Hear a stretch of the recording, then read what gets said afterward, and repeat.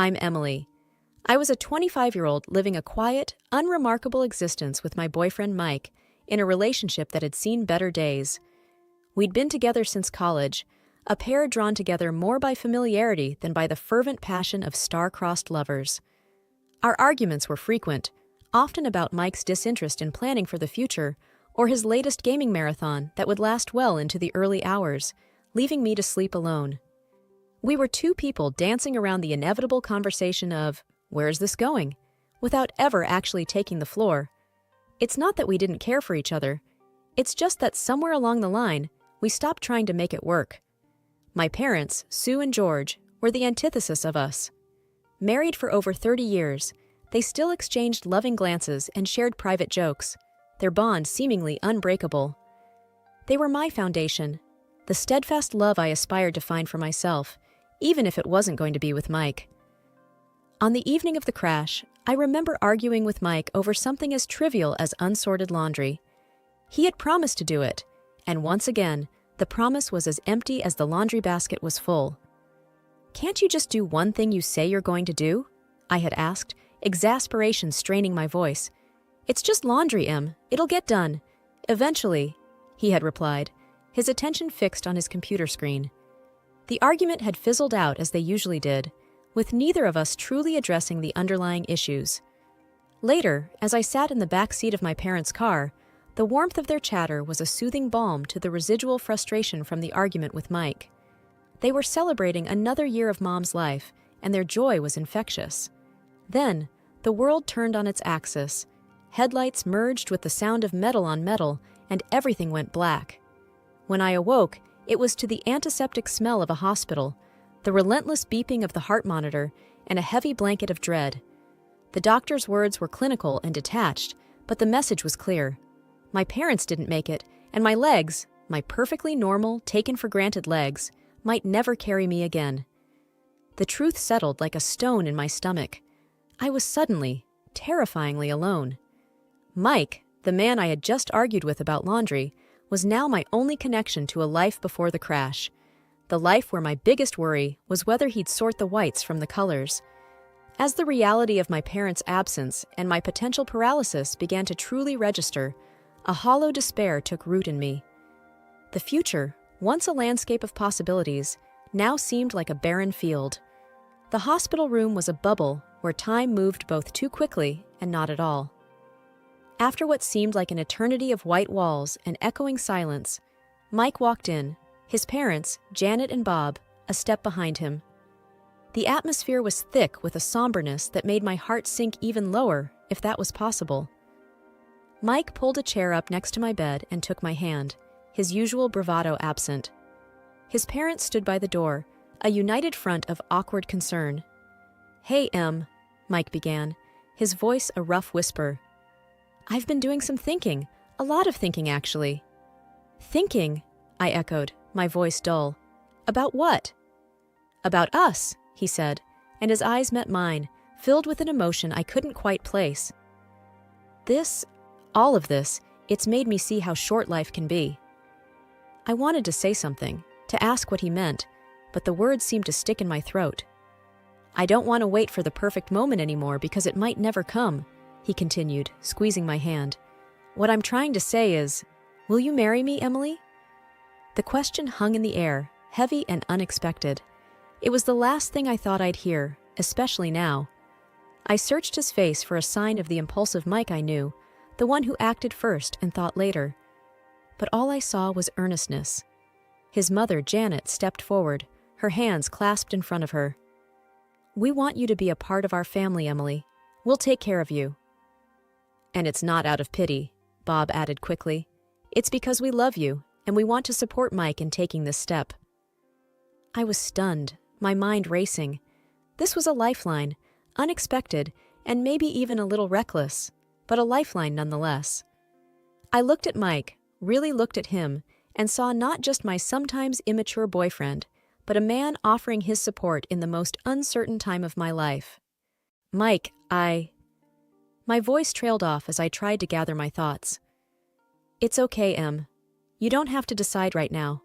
I just wanted you to know how I feel," he said, his thumb rubbing circles on the back of my hand. I thought about my parents, about the unwavering love and support they had always shown me. Wasn't this what they would have wanted? For me to be loved and cared for, no matter what? Mike, I don't know what the future holds for me, for us. But yes, I found myself saying, the words stronger than I felt. Yes, I'll marry you. A smile, the first genuine one I'd seen in days, spread across Mike's face. Janet let out a soft sob, covering her mouth with her hand, and even Bob's eyes glistened with unshed tears. Moving into my parents' house with Mike should have been a fresh start, a new chapter. The house was too big for just one person, and everywhere I looked, I saw memories of my parents. I thought having Mike with me would fill some of those empty spaces, but I was quickly learning that his presence was a reminder of what was missing, not a replacement. The first few days, he was attentive, always checking on me, making sure I had everything I needed within reach. But as days turned into weeks, the attentive husband act began to wear thin. Mike started spending more time on his computer, his headphones on, shutting me out. One evening, as I maneuvered my wheelchair into the kitchen, I found him staring blankly at his screen. "Mike, have you thought about looking for a new job?" I asked, trying to keep my tone light. "The insurance won't cover everything, and the bills are starting to pile up." He didn't look away from the screen. "I told you, Em, I'm taking care of you now. That's my job." "But I can take care of myself during the day," I pushed back, feeling a twinge of frustration. "You don't need to be here all the time." Finally, he turned to face me, his expression a mix of irritation and something else I couldn't quite read. "What do you want from me, Em? I'm here, aren't I?" I was taken aback by his tone. "Being physically here isn't the same as being present, Mike. I need a partner, not just a roommate."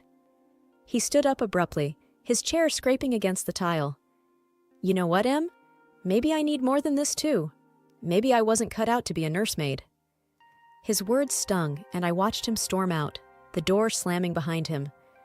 I was left alone in the silence of the kitchen, the weight of his words settling around me like dust. I wasn't just alone, I was lonely.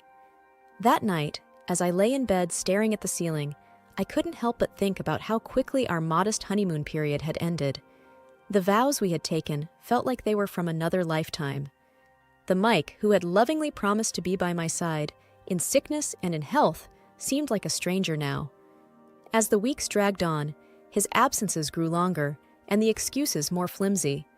He was either out with friends or lost in a digital world that didn't seem to have room for me. I felt like an obstacle in his life, a burden he hadn't anticipated. One particularly tough day, when the pain was bad, and the house felt more like a mausoleum than a home, I heard the front door open. Expecting Mike, I called out, "Is that you?" "Yeah, it's me," he replied, his voice distant. "I'm just grabbing a few things, then I'm heading out again." I wheeled myself to the hallway, watching as he rifled through a drawer for his keys. "Going out with friends?" I asked, trying to mask the hurt in my voice. He paused, keys in hand, and sighed. "Em, I need some space, okay?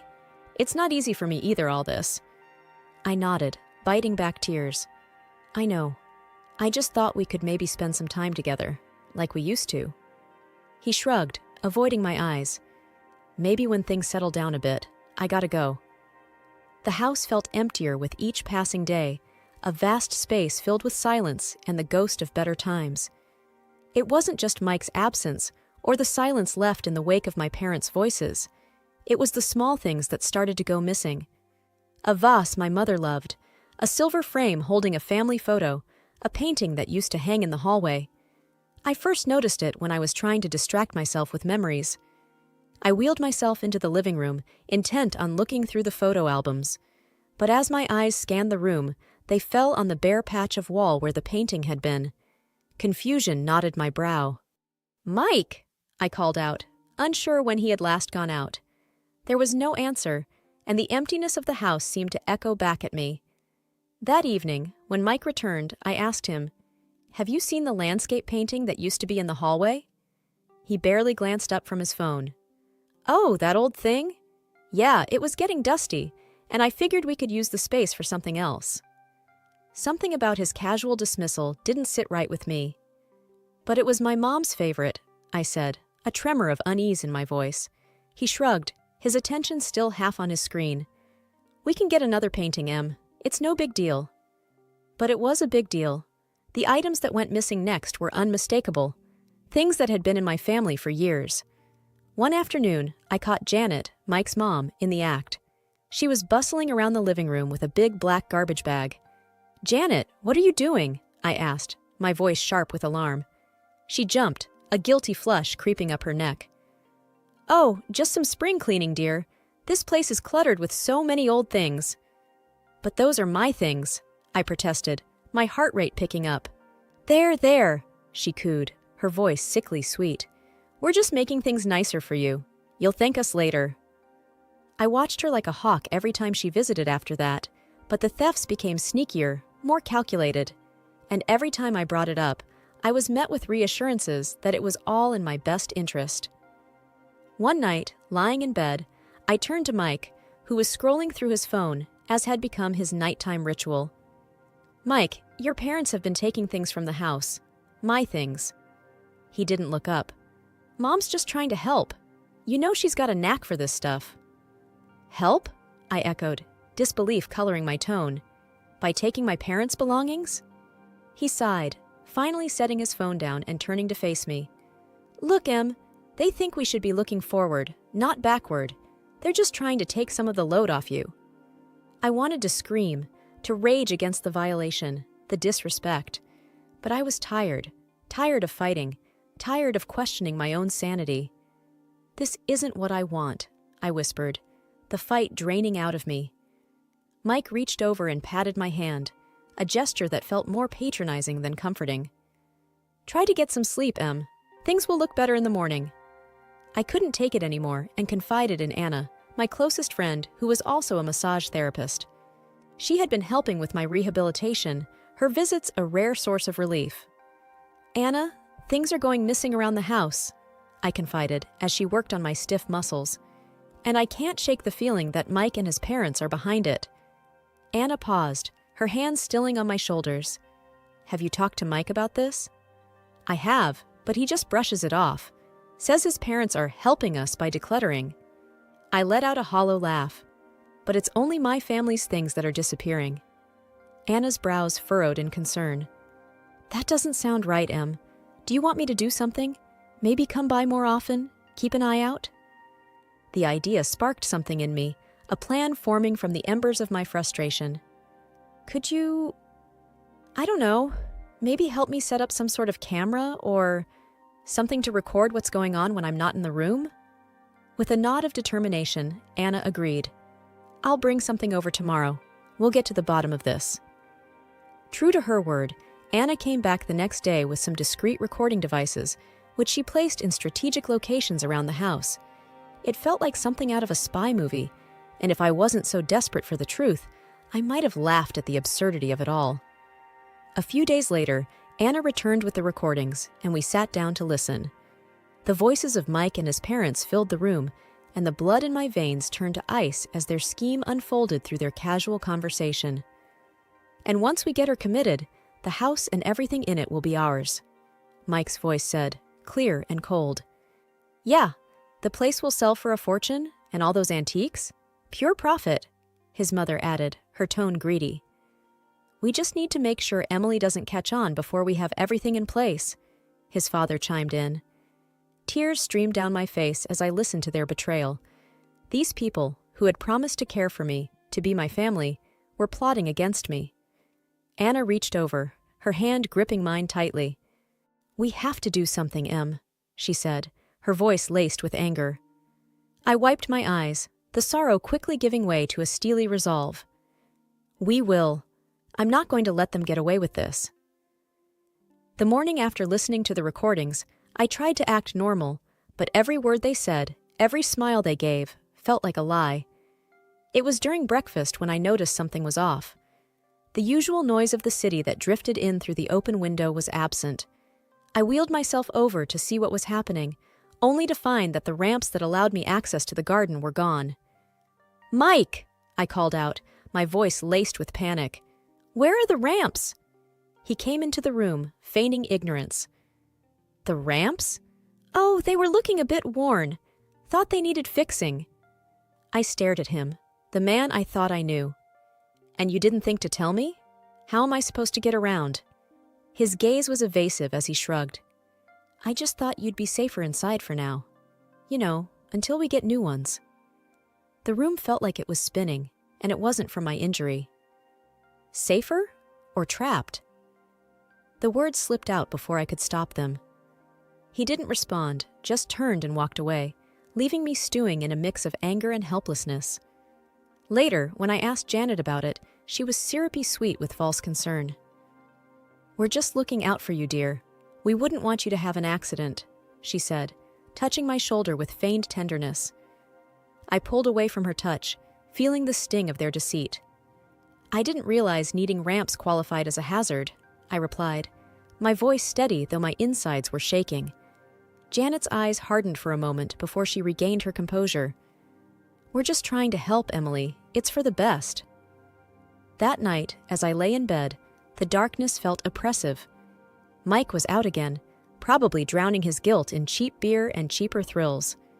I reached for my phone, the screen a small beacon in the dark, and dialed the number Anna had given me for emergencies. Anna, I whispered when she picked up. They've removed the ramps. I'm literally trapped in my own home. Her voice was firm, a lifeline in the tumultuous sea I was drowning in. Hang tight, Em. I'm going to make some calls. We're going to sort this out. Next day, I was in the kitchen when I heard the doorbell. My heart pounded as I maneuvered towards the entrance. It was Anna, flanked by a man and woman wearing crisp suits and stern expressions. They were from a local disability rights organization, here to assess my living situation. Beside them was my lawyer, Mr. Hammond, clutching a leather briefcase. Emily, we're here to make things right, Anna said, her determination matching the resolve in my chest. Mr. Hammond stepped forward. We need to establish the facts first, Emily. I'll need to see the house. Check against the inventory of your parents' belongings. As we moved through the house, the representatives from the service took notes, their disapproval clear at the missing ramps and the blatant disregard for my welfare. Mike walked in during the commotion, surprise etching his face. Em, what's going on? Who are these people? I looked at him, really looked at him, allowing the full weight of my gaze to settle on his shoulders. I'm taking back control, Mike. This is my lawyer, and these are advocates for people with disabilities. They're here to ensure my home is safe and that my rights are respected. Janet and Bob entered the fray, confusion turning to fear as they realized the seriousness of the situation. Emily, darling, what is this about? Janet's voice trembled. It's about my rights, my home, and the truth, I said, my voice steady despite the storm raging inside me. Mr. Hammond is here to confirm the inventory of my inheritance. Mr. Hammond opened his briefcase, pulling out documents and photographs. We have detailed records of all items bequeathed to Mrs. Harper. It seems several are missing. Bob's face paled. Now, Emily, I'm sure this is all just a misunderstanding. There's no misunderstanding, I replied, the recordings Anna had provided playing in my head. And I have more than just missing items to discuss. Mike's parents looked at each other, the facade of the caring in-laws crumbling before my eyes. Mike stood there, silent, the reality of the situation dawning on him. Anna moved closer to me. We also have evidence of the conversations you've had regarding Emily's property and well-being. The advocates from the Disability Service spoke up. Removing access to the ramps is a direct violation of Mrs. Harper's rights. We'll be taking action. As Mr. Hammond laid out the evidence of their theft and their plans for my future, I saw the trap I had been in from the outside. But now, the tables had turned. I was no longer the victim in their game.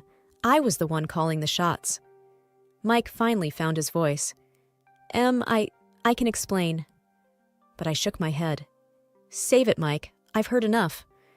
Janet started to cry, and Bob put an arm around her, but there was no comfort to be found in their deceit.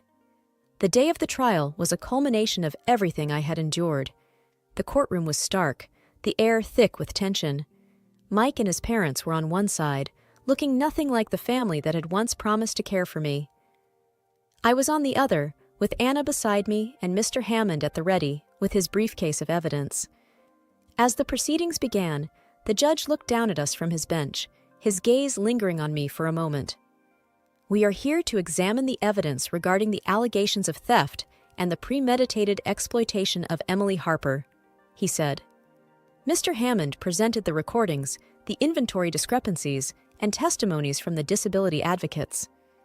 The evidence was damning, and Mike's family could do little but squirm under the weight of their own deceit. Janet sobbed quietly, her sobs a soundtrack to the unraveling of their scheme. "We never meant for things to go this far," she whispered, when it was her turn to speak. The judge's voice was firm as he addressed them. "You took advantage of a vulnerable person. There's no excuse for your actions." Mike stood, his voice barely audible. "I'm sorry, Em. I never wanted to hurt you." I looked at him, the history we shared playing out in a flash before my eyes. "Sorry isn't enough, Mike. You chose this path." The gavel came down like the final word on the life I had once known. Mike and his parents were found guilty. Reparations were ordered, and they were to have no further contact with me. With the help of Anna and a dedicated team, I started physical therapy. Each small movement was a victory, each step a testament to my resilience. My legs, once lifeless, began to tingle with new strength. One day, as I managed to stand with the help of parallel bars, Anna cheered me on. "Look at you, Em, you're doing it!" The smile on my face was mirrored in her own. "I am, aren't I?" The joy bubbled up from a place I thought had been broken beyond repair. And so I moved forward, one day at a time. The house, once a mausoleum of my past life, was slowly transformed back into a home, a sanctuary where I healed and grew stronger.